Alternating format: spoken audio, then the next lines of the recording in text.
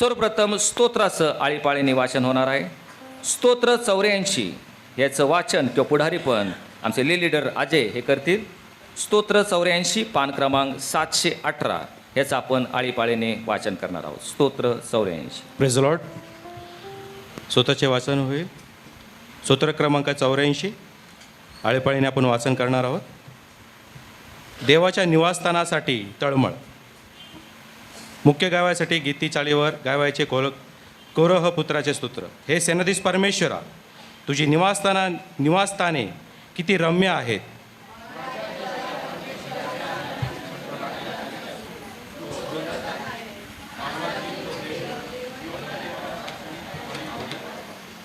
हे सेनाधीश परमेश्वरा, माझ्या राजा, माझ्या देवा, तुझ्या वैद्याजवळ चिमणीला घरटे करावयास आणि निळवीला आपल्या पिलांसाठी कोटे बांधावयास तळ मिळाले आहे.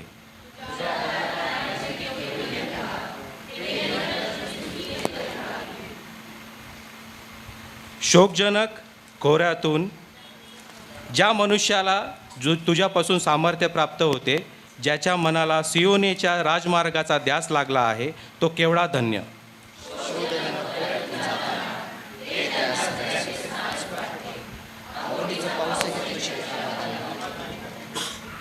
ते अधिकाधिक शक्ती पावत जातात. सियोनेत प्रत्येकाला देवाचे दर्शन लाभते.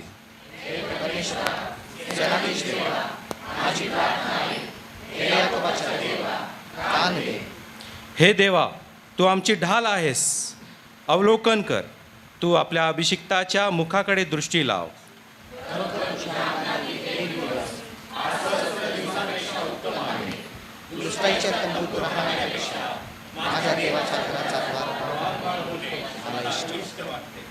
कारण परमेश्वर देव हा सूर्य व ढाल आहे. परमेश्वर अनुग्रह व गौरव देतो. जे सात्विकपणे चालतात त्यांना उत्तम ते दिल्या वाचून तो राहणार नाही. तुझ्यावर भाव ठेवतो, तो कितीतरी धन्य आहे. वाचलेले वचन परमेश्वर आशीर्वादित करो. यावेळेस जुन्या करारातील शास्त्रभाग दुसरा इतिहास याचा ग्रंथ याचा 7वा अध्याय 11 ते 16 ही वचनं आपल्यासाठी आपल्या चर्चचे सेक्रेटरी ब्रदर मॉरिस हे वाचतील. दुसरा इतिहास 7वा अध्याय 11 ते 16 ही वचनं पान क्रमांक 534.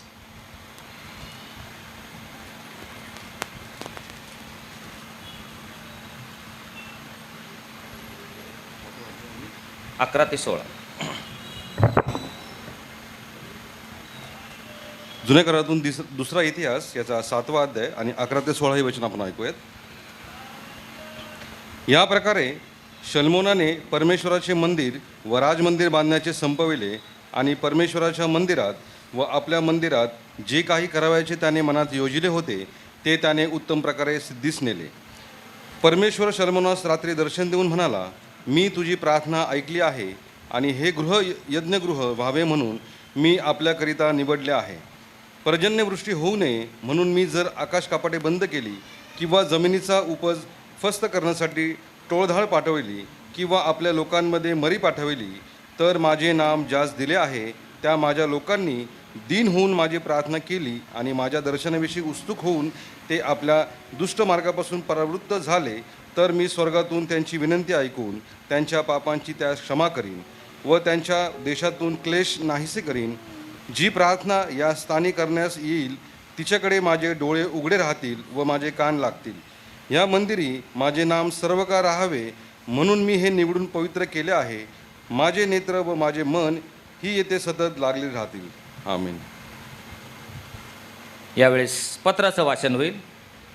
पेत्राचं पहिलं पत्र याचा 2रा अध्याय आणि पहिली 10 वचनं आपल्यासाठी आपल्या चर्चचे ट्रेझरर जोझफ हे वाचतील. पान क्रमांक 324. 1 पेत्र 2 पहिली 10 वचनं. नवीन करारातून पहिले पेत्र याचा 2रा अध्याय आणि त्यातील काही वचनं आपण ऐकू. म्हणून सर्व दुष्टपणा, सर्व कपट, ढोंग, हेवा व सर्व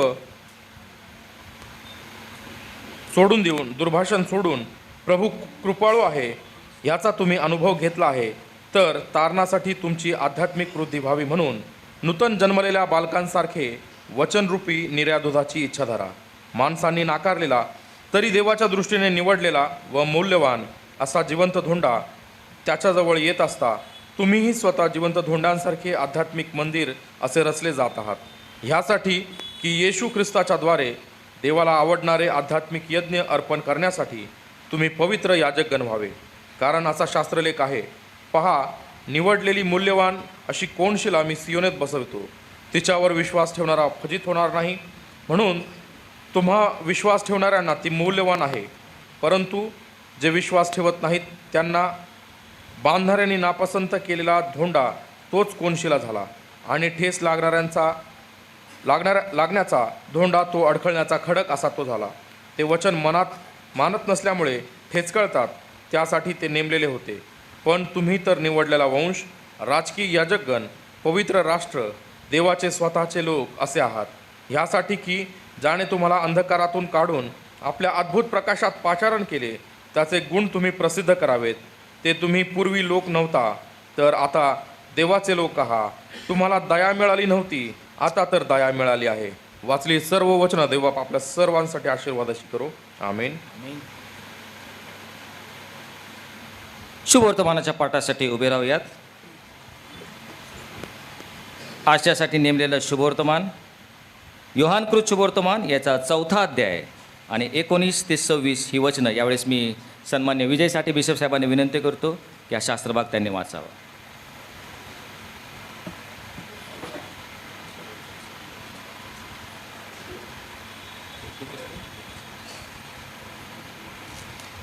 शुभवर्तमानाचा पाठ होण्यापूर्वी आपण हे गीत गाणार आहोत.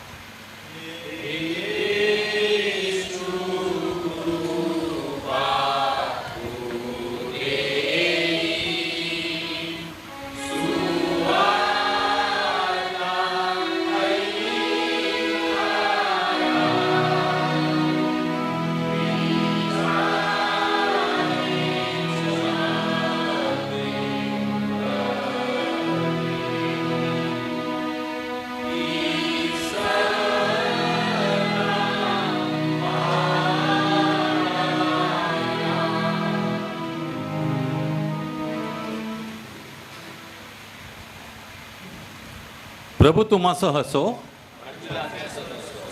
शुभवर्तमान संत योहानाने लिहिलेले शुभवर्तमान ह्याचा 4था अध्याय आणि ह्याच्या 19व्या वचनापासून शुभवर्तमानास आरंभ होतो. ती स्त्री प्रभूला म्हणाली, महाराज, आपण संदेष्टे आहात हे आता मला समजले. आमच्या पूर्वजांनी ह्याच डोंगरावर उपासना केली आणि तुम्ही म्हणता जेथे उपासना केली पाहिजे ते स्थान यरुशलेमेत आहे. येशू तिला म्हणाला, बाई, तुम्ही पित्याची उपासना ह्या डोंगरावर व यरुशलेमेतही करणार नाही अशी वेळ येत आहे. हे माझे खरे मान. तुम्हाला ठाऊक नाही अशाची उपासना तुम्ही करता. आम्हाला ठाऊक आहे अशाची उपासना आम्ही करतो. कारण यहुद्यातूनच तारण आहे. तरी खरे उपासक आत्म्याने व खरेपणाने पित्याची उपासना करतील अशी वेळ येत आहे, किंबहुना आलीच आहे.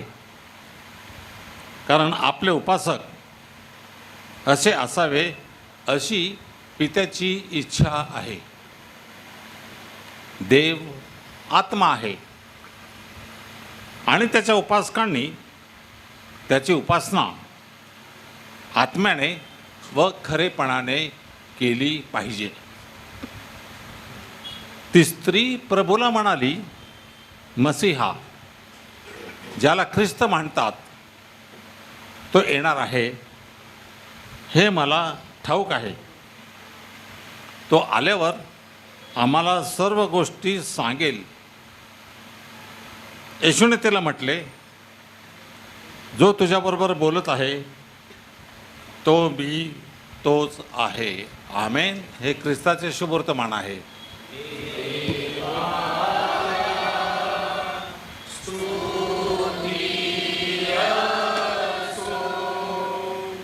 मंडळी कृपा करून बसावं. देवाच्या गौरवासाठी आणखी एक गीत आपण गाणार.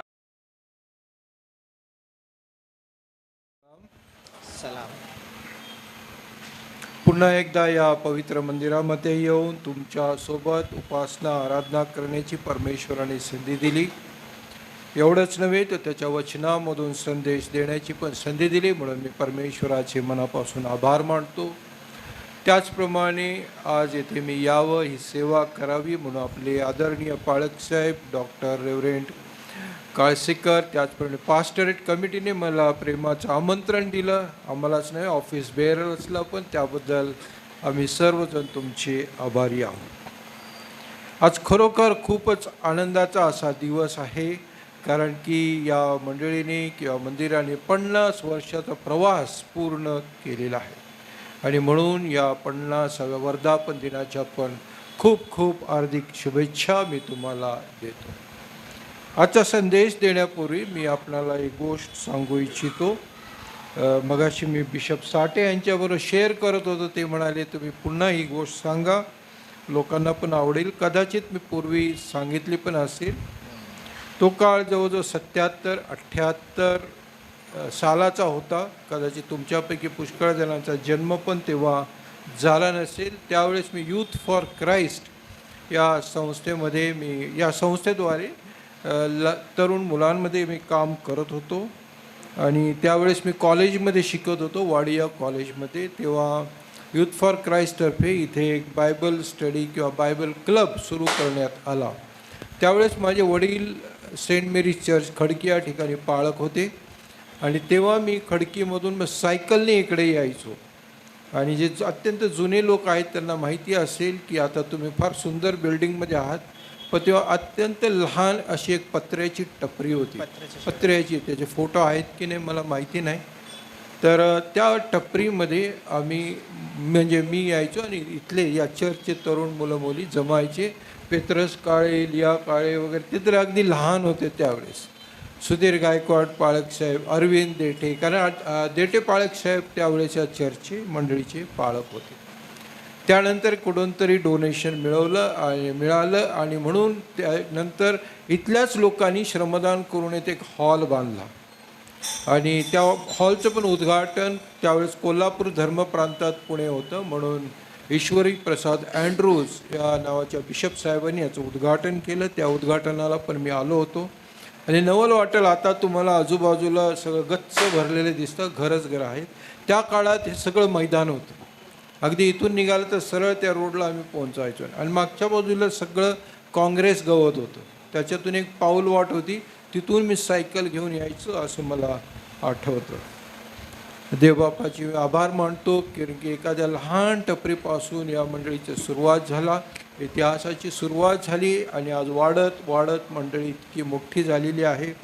मला सांगण्यात आलं की इथे पण लोक आहेत, खाली पण लोक आहेत, मांडवात पण लोक आहेत. म्हणजे खरोखरी देवबापाची कृपा आहे.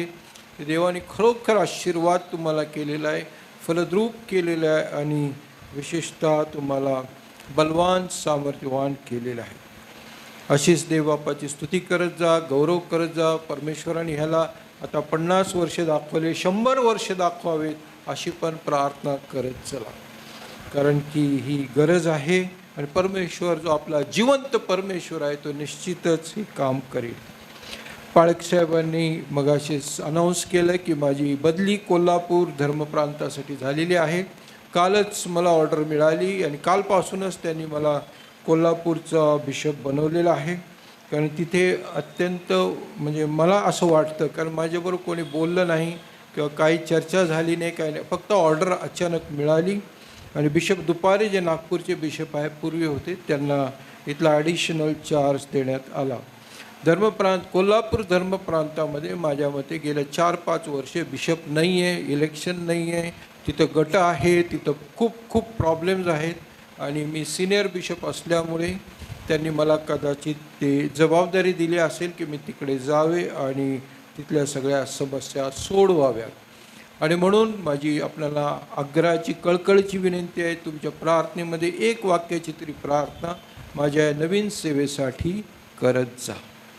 देवबापाची आणखी स्तुती करतो की ज्या मंदिरामध्ये म्हणजे ज्या मंडळीमध्ये माझी आध्यात्मिक सेवा सुरू झाली त्याच मंडळीमध्ये आज माझा अधिकृत शेवटचा संदेश आहे. Praise the Lord.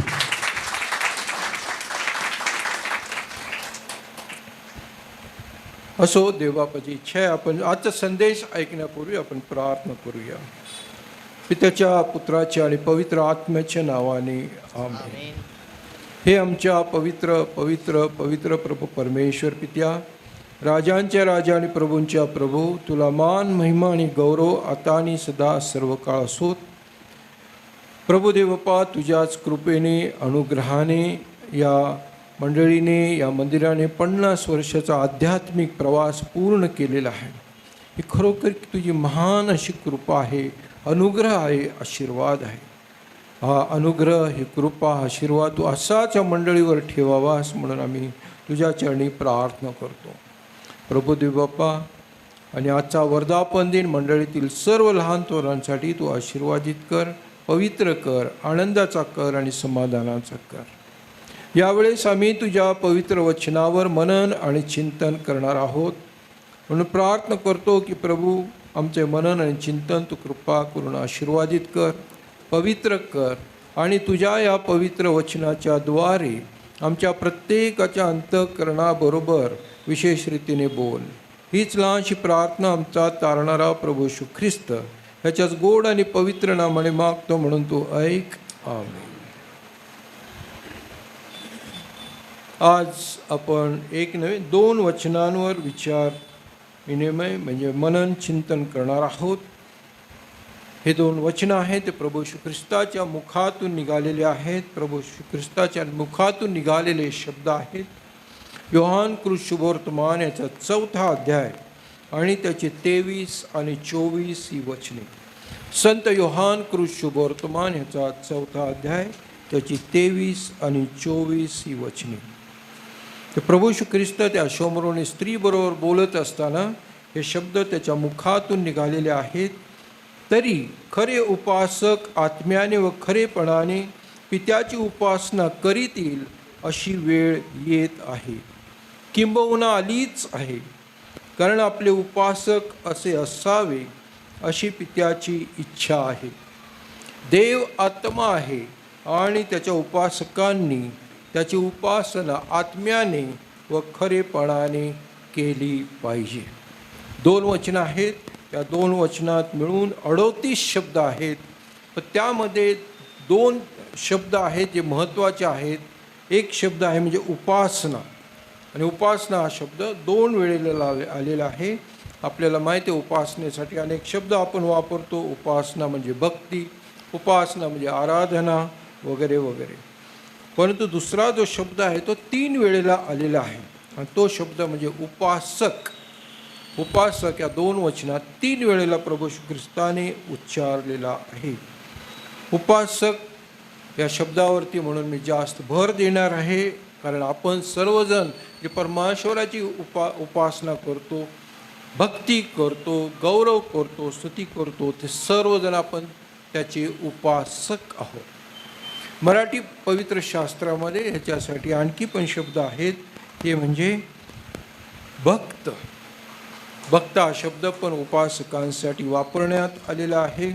आणि इंग्रजी बायबलमध्ये वर्शिपर हा शब्द आहे. वर्शिप म्हणजे भक्ती, वर्शिपर म्हणजे भक्ती करणारा. आणि म्हणून आपल्या मराठीमध्ये आणखी एक शब्द जो आपल्या सर्वांसाठी वापरण्यात येतो तो म्हणजे भक्तगण. आपण भक्तगण आहोत. प्रार्थनेच्या पुस्तकामध्ये नेहमी हा शब्द आपल्याला ऐकायला वाचायला मिळतो. आणखी एक इंग्रजी बायबलमध्ये जो शब्द वापरलेला आहे उपासकासाठी आणि भक्तासाठी, तो अत्यंत महत्त्वाचा शब्द आहे. तो म्हणजे सेंट. SAINT. सेंट म्हणजे संत मराठीमध्ये. लक्षात ठेवा, आपण साधेसुधे लोक नाहो, आपण उपासक आहो, भक्त आहो, परंतु देवाच्या वचनानुसार आपण संत सुद्धा आहोत. देवाने आपल्याला तेवढी मोठी उपमा दिलेली आहे, तितकं मोठं नाव दिलेलं आहे, इतका आपला मोठा सन्मान दिलेला आहे. आपण कसे का असो, जगाच्या दृष्टीने आपण झिरो असलो तरी देवाच्या दृष्टीने आपण हिरो आहोत हे लक्षात ठेवा, कारण आपण संत आहोत. आणि म्हणून भक्त किंवा संत किंवा वर्शिपर किंवा उपासक ह्याने काय केलं पाहिजे याविषयी जी काय थोडीशी वचने मी काढलेली आहेत, जास्ती नाही, थोडक्यात आपण त्यावरती मनन आणि चिंतन करूया. पहिलं वचन आहे स्तोत्र 30:4. स्तोत्र 30:4 यामध्ये स्तोत्र करता असं म्हणतो, अहो परमेश्वराचे भक्त हो, त्याचे गुणगान गा आणि त्याच्या पावित्र्याचे स्मरण करीताना त्याचा धन्यवाद करा. अहो परमेश्वराचे भक्त हो, त्याचे गुणगान गा. इंग्रजीमध्ये sing unto the Lord, sing unto the Lord. आणि त्याचे पावित्र्याचे स्मरण करीताना, कारण आपण ज्या देवाची भक्ती करतो, उपासना करतो, तो अत्यंत पवित्र आहे आपल्याला माहीत आहे. देवाच्या वचनामधून आपल्याला ते ज्ञान मिळालेलं आहे की देव अत्यंत पवित्र आहे, म्हणून आपण ते स्मरण नेहमी ठेवावं. आपला परमेश्वर जो जिवंत आहे, अतिपवित्र आहे, आणि त्याचे आपण गुणगान केले पाहिजे, त्याच्या नावाने गायलं पाहिजे आणि नेहमी त्याचा धन्यवाद केला पाहिजे, त्याला त्याचे आभार मानले पाहिजे, स्तुती केली पाहिजे. लक्षात ठेवा, आपली ही जी उपकार मानण्याची जी सवय असते, कोणी आपल्यासाठी काय केलं तर आपण थँक्यू म्हणतो, परंतु देवासाठी आपण सहसा ते वापरत नाही, परंतु ही सवय आपण केली पाहिजे. मला आठवतं आम्ही युथ फॉर क्राईस्टमध्येच होतो, तरुण होतो त्यावेळेस. औरंगाबाद या ठिकाणी महाराष्ट्रातील तरुणांचं एक सेमिनार होतं, शिबिर होतं. त्यावेळेस जे उपदेशक आले होते तामिळनाडूमधले होते, तर तेव्हा त्यांनी एक गोष्ट सांगितली, मला नेहमी आठवते ते म्हणजे आज सकाळी मी आरशासमोर म्हणजे तयारी करत होतो, आरशासमोर उभा होतो आणि मी फणी घेतली आणि माझी केस करत होतो. आणि मला एकदम ती बघून मला हे वाटलं की आज कितीतरी लोक असतील की त्यांच्याकडे केस करायला फणीसुद्धा नाही. तर देवाने मला किती कृपा केलेली आहे, अनुग्रह केलेला आहे की मला माझे केस करण्यासाठी फणी दिलेली आहे, कंगवा दिलेला आहे. आणि म्हणाल त्यावेळेस मी देवाचे उपकार मानले. God I am very thankful to you. इतक्या बारीक सारीक गोष्टी असतात, आपण लक्ष देत नाही, we take them for granted, गृहीत धरतो. आणि माझ्या प्रिय बंधू भगिनींनो, देवाच्या वचनाची इच्छा आहे की आपण त्याचे नेहमी गुणगान गावे, त्याची स्तुती करावी, त्याचे उपकार मानावे. ह्याच्याही पुढं जाऊन संत पौल इफिस्करास पत्र याचा 5वा अध्याय त्याच्या 19व्या वचनामध्ये तर असं म्हणतो, स्तोत्रे, गीते व आध्यात्मिक प्रबंध ही एकमेकांना म्हणून दाखवा, आपल्या अंतःकरणात प्रभूला गायन वादन करा. आपल्या अंतःकरणात प्रभूला गायन वादन करा. थोडक्यात मन रिकामी ठेवू नका, मन रिकामी ठेवू नका. माझ्या प्रिय बंधू भगिनींनो, आज जगामध्ये लोक का एवढे मोबाईलला चिकटलेले आहेत? कारण की मनच रिकामी आहे. एक सेकंद त्याने शांत बसवत नाही. अगदी बसस्टॉपवर तुम्ही उभे राहिले तर लोक म्हणजे उभेच नाही राहू शकत. बस येऊ पण हां मग लगेच सुरू काहीतरी चालू. अजिबात लोकांना रिकामी किंवा शांत राहायला आवडत नाही. परंतु ही वेळ देवाच्या वचनानुसार आपण गायन वादन करण्यासाठी, त्याची स्तुती करण्यासाठी करू शकतो. कधीतरी घरात असताना एखादं गाणं काढा, कसाही तुमचा गळा असला तरी गा, देवबापाला आवडेल. आणि संत पौल तर म्हणतो, एकमेकांना तुम्ही स्तोत्रे गीते म्हणून दाखवा.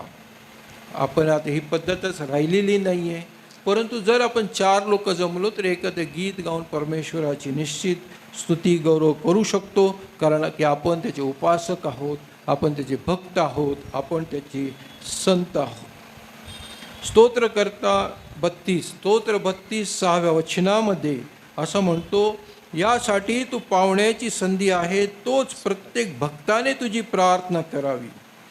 यासाठी तू पावण्याची, कारण देव पावतोय आपलं मराठीत आपण म्हणतो, तर तोच पावत आहे, तोच प्रत्येक भक्ताने तुझी प्रार्थना करावी. आणि पुढे एक मोठा विवचन आहे, जलांचा महापूर आला तरी त्याला त्याचा स्पर्श होणार नाही. म्हणजे किती महान संकट आलं तरी त्या भक्ताला त्याचा स्पर्श होणार नाही. आणि ह्याच्याच पुढचं 7वं वचन आहे, तुमच्या मग ते पाटी मी बघितली त्याच्यावर पण आहे, तू माझे आश्रयस्थान आहेस, तू संकटापासून माझे रक्षण करशील. तू माझे आश्रयस्थान आहे. लक्षात ठेवा, परमेश्वर आपला आश्रयस्थान आहे. संकटामधून तो आपली मुक्तता करेल. एवढंच नव्हे, तर आणखी पुढे एक ओळ आहे जी तिथे नाही. मुक्ततेच्या स्तोत्रांनी तू मला वेडेशील. मुक्ततेच्या स्तोत्रांनी तू मला वेडेशील म्हणजे गुंडाळून ठेवशील. मुक्ततेची स्तोत्र की जी मला स्वतंत्र देतील, मला मुक्त ठेवतील, पापापासून वाचवतील आणि देवामध्ये ठेवतील. म्हणून लक्षात ठेवा, आपण जर त्याचे भक्त आहोत, स्तुती करणारे आहोत, तर आपण त्याची नेहमी प्रार्थना केली पाहिजे. प्रार्थना आपण सर्व ठिकाणी करू शकतो, पण हे जे मंदिर, ही जी इमारत परमेश्वराने तुम्हाला दिलेली आहे, ती पण प्रार्थनेचं स्थान आहे. लक्षात ठेवा, ज्या कोणी ती पत्र्याची टपरी तिथं केली असेल त्या काळामध्ये, त्यांनी निश्चित तिथं मंडळी सुरू करताना 2 शब्दाची तरी प्रार्थना केली असेल, ते डेडिकेट केलं असेल, समर्पित केलेला. ही जागा समर्पित आहे, देवाने निवडलेली जागा आहे. दुसरे इतिहास 7वा अध्याय 15व्या वचनामध्ये देवबापाचे अभिवचन आहे, जी प्रार्थना या स्थानी करण्यात येईल तिच्याकडे माझे डोळे उघडे राहतील व माझे कान लागतील.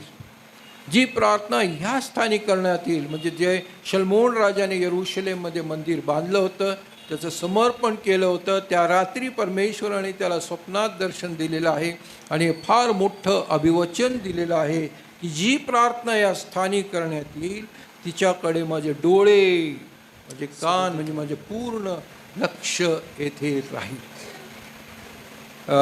मी पुष्कळ वेळेला एक गोष्ट सांगितली, परंतु एका चर्चमध्ये मी जेव्हा सांगितली गेल्या वर्षी की आपण प्रभुभोजन घेतो, आज पण आपण प्रभुभोजन घेणार आहे. आणि प्रभुभोजन घेताना आपल्याकडं भाकर येते आणि भाकर आल्यानंतर आपल्याला नंतर काही वेळाने द्राक्षारस पण भेटतो. ह्याच्यामध्ये काही सेकंदांचा काळ असतो, काही सेकंदांचा. ही माझ्या आईची प्रॅक्टिस होती. तर त्यावेळेस अँग्लिकन चर्चमध्ये ते पुढे यायचे आणि एका कपामधून मग पाळत त्यांना पहिल्यांदा भाकर द्यायची आणि मग काही वेळाने द्राक्षरस यायचा. माझ्या आईची पद्धत होती की ही जागा लक्षात ठेवा, ही अत्यंत पवित्र जागा आहे, अत्यंत पवित्र जागा आहे. गेल्या 50 वर्षात जरी लहान टपरी होती, जरी वाढलं तरी ह्याचे ते शेकडो उपदेश झालेले आहेत, शेकडो प्रार्थना झालेल्या आहेत, मंदिरामध्ये पण प्रार्थना झालेल्या आहेत. म्हणून मी तर नेहमी म्हणतो, या मंदिरातली प्रत्येक गोष्ट, इव्हन ती खिडकी आणि भिंत आणि तुम्ही बसलेले बाकडे खुर्च्या, सगळं काय पवित्र झालेलं आहे. कारण प्रार्थनावर प्रार्थना, प्रार्थनावर प्रार्थना येथे झालेल्या आहेत.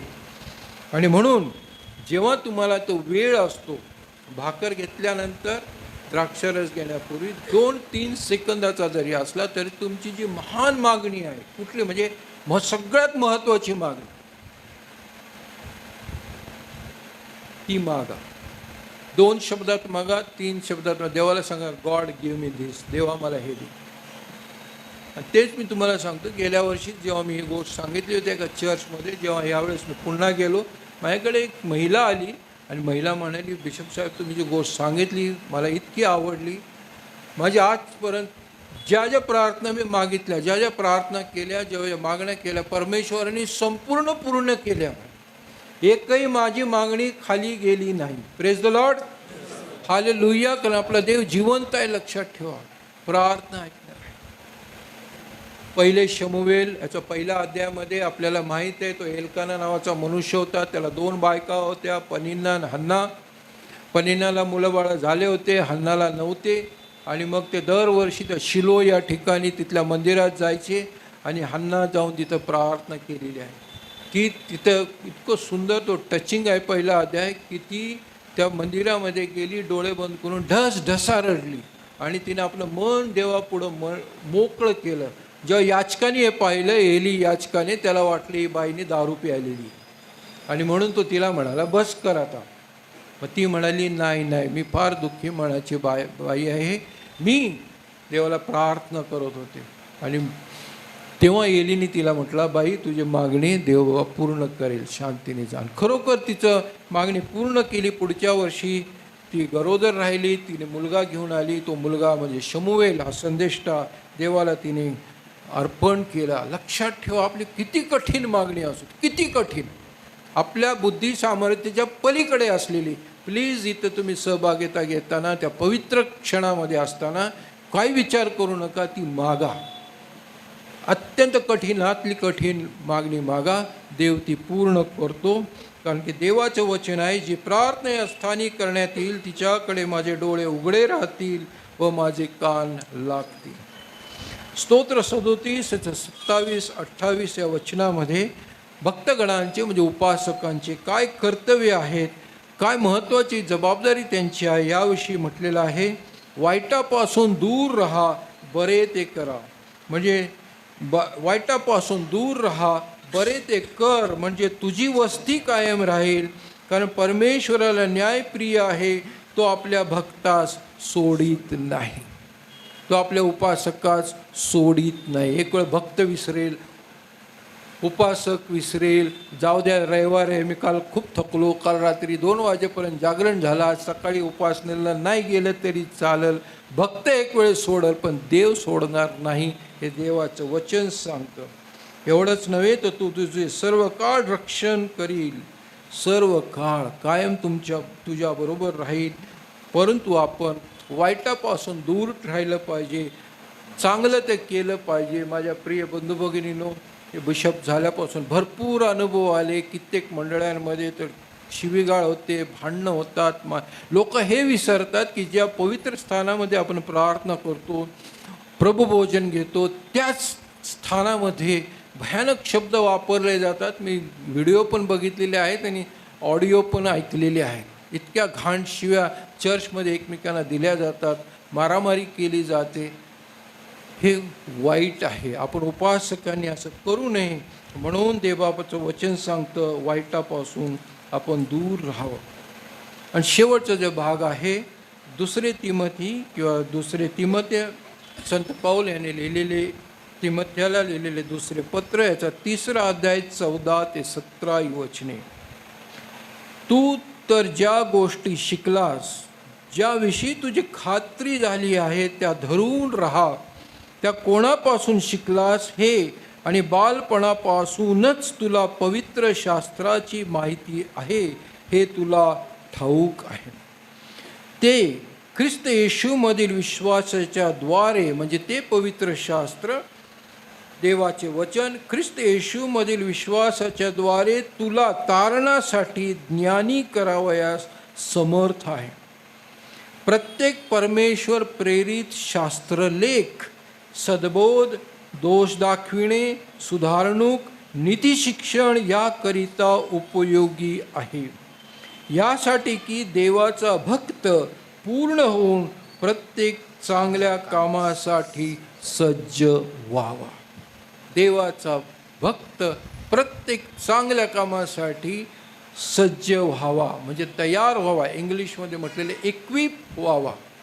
जसं लहान मुलं शाळेमध्ये जातात, शाळेमध्ये शिकतात, म्हणजे इंग्रजी शाळा असेल तर ABCD शिकतात, हळूहळू इंग्रजी बोलायला शिकतात, गणित शिकतात, सगळं शिकतात, ज्ञानी होतात.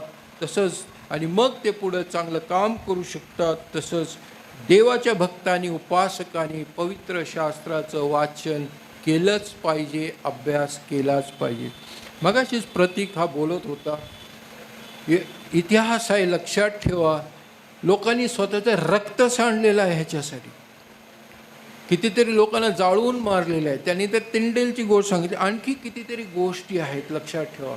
हे भयानक प्रकार आहेत. हे वाचवण्यासाठी आज आपल्याला इतकं ते मुक्त झालेलं आहे तर काही विचारू नका. मी ह्याच्याही पूर्वीची गोष्ट सांगतो की जे हे लिहिलेलं आहे ना, ज्या लोकांनी लिहिलं, समजा लुकाचं आपण वाचलं, आज तर आपण हे वाचलं, परंतु त्या काळामध्ये ते लिहिण्यासाठी स्वतःचा कागद, नदीच्या किनारी जे लवाळे होते ते काढायचे, ते सुकवायचे, त्याचा कागद हाताने बनवायचा, शाई स्वतः बनवायची, फुलांपासून लाकडाचा बोरू किंवा टाक बनवायचा, आणि एक पान बनवायला त्याला कित्येक दिवस लागत होते. आणि मग त्याच्यावरती ते लिहायचं. आणि आता एवढी स्पेस मिळालेली आहे. आज तुम्ही वही बघा स्वतःची, आपण भरपूर स्पेस वेस्ट करतो, कारण वही संपली की दुकानात मिळते. त्या काळात स्वतः कागद तयार करायचा. तर तुम्ही चित्र बघा जुन्या बायबलचे, म्हणजे त्या काळातले ग्रीक किंवा हिब्रू, एका कोपऱ्यापासून ते खालच्या कोपऱ्यापर्यंत ते शब्दांमध्ये अंतर न ठेवता लिहायचे, कारण एवढीशी जागा पण त्यांना फार महत्त्वाची होती. अक्षरशः एका लाईनमध्ये लिहायचे. आता आपण 2 शब्दांमध्ये अंतर ठेवतो, त्या काळामध्ये तेवढं पण ते ठेवत नव्हते. इथून सुरुवात केली तर शेवटपर्यंत. इतकं कष्ट केलं म्हणून देवाचं वचन आज आपल्यापर्यंत आहे, हे लक्षात ठेवा. हे फार महत्त्वाचं आहे आणि म्हणून आपण ते वाचलं पाहिजे, अभ्यास केला पाहिजे. मी असं नाही म्हणत तुम्ही रोज 20 अध्याय वाचले पाहिजे, परंतु रोज 20 वचनं वाचा, 5 वचनं वाचा, त्याच्यावर विचार करा, मनन करा. एक एक वचन घ्या, त्याच्यावरती विचार करा. एक सकाळी वचन निवडा, दिवसभर त्याच्यावर विचार करा.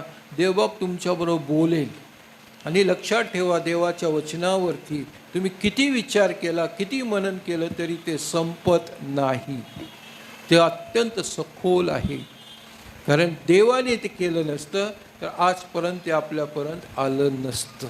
आजपर्यंत ते आलं नसतं. म्हणून पवित्र शास्त्र वाचत जा आणि नेहमी, कारण त्याद्वारेच तुम्ही चांगलं काम करू शकाल. पुष्कळ लोक आपल्या समाजामध्ये आहे, आपल्या पुष्कळ लोक आपल्या चर्चमध्ये आहेत. चर्चला येतात, प्रार्थना करतात, उपकारस्तुती करतात, जातात, आठवडाभर पवित्र शास्त्र उघडून पण बघत नाही. आणि मग हे लोक चांगलं काम करू शकतील का, हा प्रश्न आहे. नाही करू शकत, कारण देवाचा त्यांचा संपर्कच नाही आहे. आणि म्हणून मग स्वतःच्या स्वार्थी बुद्धीसाठी पैशाच्या मागे, पोझिशनच्या मागे, प्रॉपर्टीच्या मागे, मग भयानक गोष्टी, मग तुकडे, चर्चचे तुकडे, भांडणं, हे ते, मग काय नेव्हर एंडिंग. अशांतता, अशांतता, अशांतता. इतकी अशांतता होती तर काही लोक म्हणतात, बाबा आमचा संबंध नको, ते चर्चला नाही गेलेलं बरं. गेलं तरी येतात, मागे बसतात, मागच्या मागे पळून जातात. ते तुमचं तुम्ही भांडत बसा. का? देवाचं वचन नाही, प्रार्थना नाही, आध्यात्मिकता नाही. अरे हा आध्यात्मिकचा ओलावा लागला नाही ना तर आपलं हे अंतःकरण रूपी झाडसुद्धा कधीच वाढणार नाही. लक्षात ठेवा. एखादं रोप तुम्ही पेरलं आणि त्याला जर पाणीच नाही दिलं तर काय होईल? ते जळून जाईल, सुकून जाईल. कित्येक लोक आध्यात्मिक रीतीने असे सुकून गेलेले आहेत, जळून गेलेले आहेत. काय त्यांच्याकडून अपेक्षा करणार? एक फूल पण ते उगवू शकत नाही. फळ तर जाऊ द्या, एक एवढी कळी पण त्यांना येऊ शकत नाही. जळून जातात. सैतान हे करतोय, चर्चमध्ये आपल्यामध्ये करतोय सैतान. पुष्कळ लोकांना देवापासून तो दूर नेत आहे. काय बायबल वाचण्याची गरज नाही आहे, काय प्रार्थना करण्याची गरज नाही. पण तुम्ही, आम्ही सर्व विश्वासणारे आहोत. येशू ख्रिस्ताला आपण अंतःकरण दिलेलं आहे आणि विशेष म्हणजे देवाच्या वचनानुसार आपण त्याचे उपासक आहोत. आणि म्हणून येशू ख्रिस्त म्हणतो, आत्म्याने आणि खरेपणाने त्याची उपासना कराल. आत्म्याने म्हणजे पूर्ण शक्तीने, पूर्ण मनाने आपण त्याची उपासना केली पाहिजे आणि आपल्या उपासनेमध्ये सत्यता पाहिजे. God bless you all. Amen. Thank you. आपण प्रार्थना करू. पित्याच्या, पुत्राच्या आणि पवित्र आत्म्याच्या नावाने आमेन. हे आमच्या पवित्र पवित्र पवित्र प्रभू परमेश्वर पित्या, राजांच्या राजा, प्रभूंच्या प्रभू, तुझ्या पवित्र वचनामधून तू आज आमच्याबरोबर बोललास आणि आम्ही जे तुझे उपासक आहोत, भक्त आहोत, वर्शिपर आहोत, संत आहोत, ते आम्ही तुझी उपासना कशी करावी एवढंच नव्हे तर देव बापा आम्ही कोणत्या कोणत्या गोष्टींकडे लक्ष द्यावंच ते आज तो मला खूप सुंदर रीतीने शिकविलंस, म्हणून मनापासून आभार मानतो. आणि याची अंमलबजावणी आम्ही रोजच्या रोज करावी. प्रभू तुझं वचन वाचावं, प्रार्थना करावी, म्हणून आम्हाला सहाय्य मदत कर. त्याचप्रमाणे प्रभू प्रार्थना करतो की या मंडळीने 50 वर्षाचा जो प्रवास पूर्ण केलेला आहे त्याबद्दल आम्ही तुझे आभार मानतो आणि प्रार्थना करतो. अशा अनेक वर्धापन दिवस या मंडळीला जोडून दे बाप्पा. या मंडळीला तू दीर्घ आयुष्य कर. मंडळीतील सर्व लहान थोरांवर तुझा आशीर्वाद पाठव. पवित्र आत्म्याचा वर्षाव या मंडळीवरती कर. कोणी कसाही असो प्रभू, प्रत्येकाला तू क्षमा कर, प्रत्येकाला तू सहाय्य मदत कर आणि प्रत्येकाला तू पवित्र आत्म्याचा अभिषेक कर. पाळक साहेब जे या मंडळीची जबाबदारी पेलत आहेत, त्यांनी जबाबदारी पेलण्यासाठी त्यांचे खांदे तू सशक्त कर. तुझ्या पवित्र आत्म्याचा अभिषेक तू त्यांना रोज रोज कर प्रभू. त्यांना नवीन नवीन योजना सुचू देत प्रभू, नवीन नवीन स्वप्न पडू देत की ज्याद्वारे प्रभू ते राबवून या मंडळीची अधिक वाढ करतील. देव बाप्पा, त्याचप्रमाणे त्यांना मदत करणारे पास्टोरेट कमिटीचे सर्व सदस्य, सेक्रेटरी, खजिनदार, सर्व सभासद, सर्वांवरती तुझा आशीर्वाद पाठव आणि या मंडळीतील सर्वांवरती तुझा आशीर्वाद पाठव प्रभू. जे विशेषतः दुःखी कष्टे असतील त्यांच्यावर विपुल अशी करुणा कर आणि प्रत्येकाची त्यांच्या जीवनातील विविध समस्या, प्रश्न यामधून सुटका कर. आज प्रभू पुणे धर्मप्रांताचा बिशप म्हणून येथे येऊन देवबाप्पाची सेवा करण्याची तुम्हाला संधी दिलीस म्हणून मनापासून तुझे आभार मानतो. तुझ्या इच्छेनुसार प्रभू आता मी या धर्मप्रांतामधून दुसऱ्या धर्मप्रांतामध्ये जात आहे, परंतु प्रार्थना करतो प्रभू माझ्या पश्चात जसे या धर्मप्रांतावर जसा तू आशीर्वाद पाठविलास, प्रीती केलीस देवबाप्पा, ती तशीच राहू दे. अधिक अधिक आशीर्वाद पाठव प्रभू. आणि धर्मप्रांत जो प्रभू आता नुकता जो रुळावर आलेला आहे, व्यवस्थितपणे चालू आहे, तसा चालव आणि त्याची खूप भरभराट कर. हीच लहानशी प्रार्थना आमचा तारणारा प्रभू येशू ख्रिस्त ह्याच्याच गोड आणि पवित्र नामाने मागतो म्हणून तू ऐक. आमेन.